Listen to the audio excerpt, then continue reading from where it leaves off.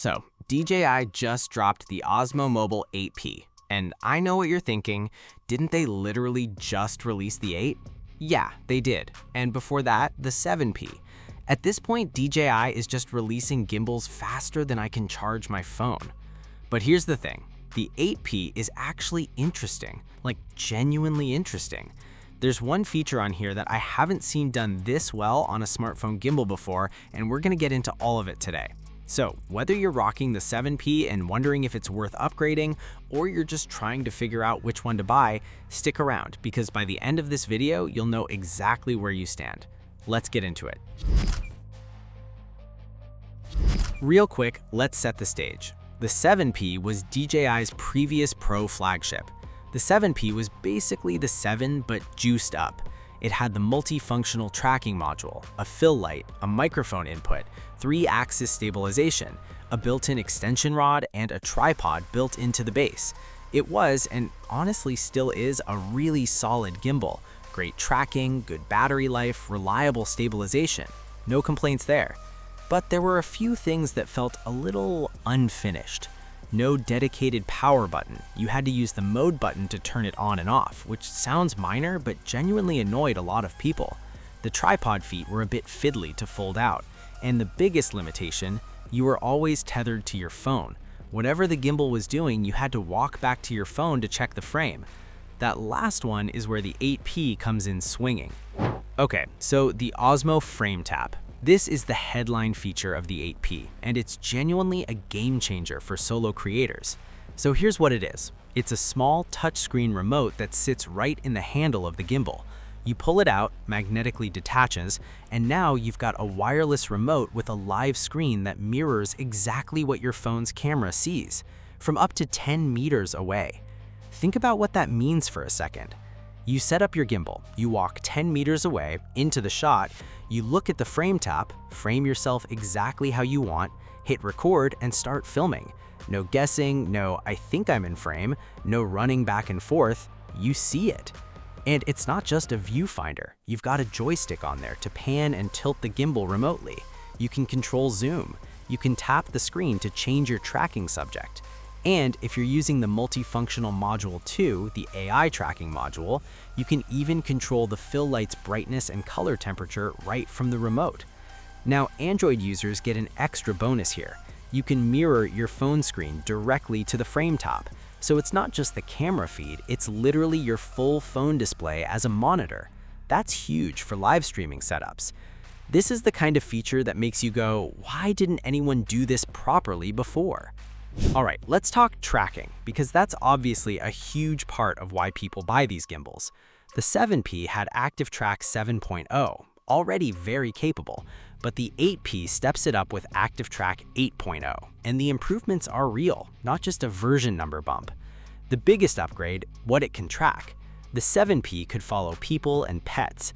The 8P expands that to people, cats, dogs, vehicles, landmarks, and general objects.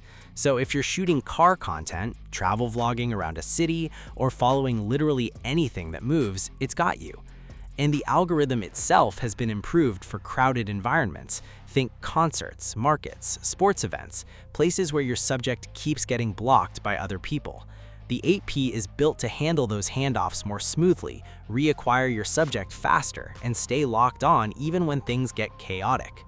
Then there's Apple Dock Kit support, which was introduced on the 8 and carries over here. iPhone users, this is huge. It means you can track subjects through the native iPhone camera app and over 200 third-party iOS apps. No DJI Mimo required. Just open your camera, lock on, and go. For that to work, you'll need an iPhone 12 or newer running iOS 18.5 or later. On the stabilization side, the 8P uses DJI's 8th generation 3-axis system with boosted motor power over the standard Osmo Mobile 8. Compared to the 7P, it should handle heavier phones and faster movements with a bit more confidence.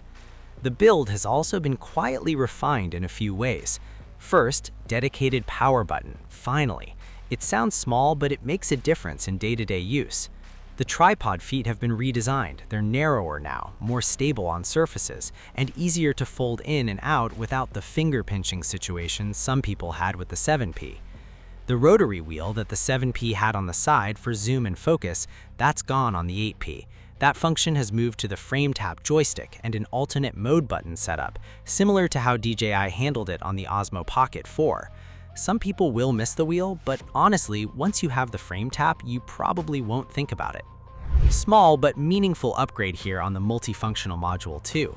The fill light now has 8 brightness levels, up from 4 on the 7P, and 8 color temperature settings ranging from 2500K all the way up to 6500K. The 7P topped out at 6000K, so you get a slightly wider range now.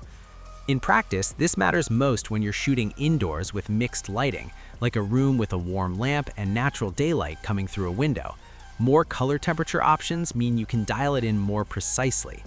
One thing to note, control isn't continuous, it's in fixed steps, so you can't land on an exact custom value like 5400K if that's what you need, but for most situations, the presets are more than sufficient.